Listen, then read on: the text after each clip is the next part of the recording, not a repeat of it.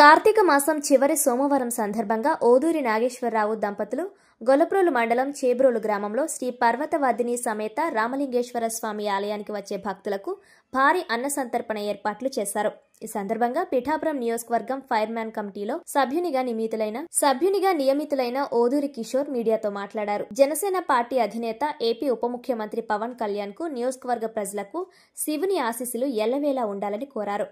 కార్తీక మాసం చివరి సోమవారాన్ని పురస్కరించుకొని చేబ్రోలు శివాలయానికి భారీ ఎత్తున భక్తులు పోటెత్తి భక్తి శ్రద్ధలతో పూజలు నిర్వహించారని ఆయన తెలిపారు.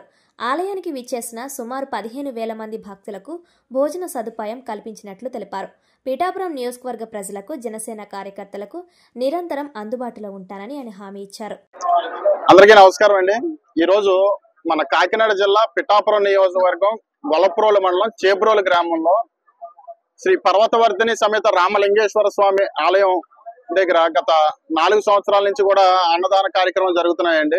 ఈ సంవత్సరం 5వ సంవత్సరం పూర్తి చేసుకోవడం జరిగింది దిగ్విజయంగా.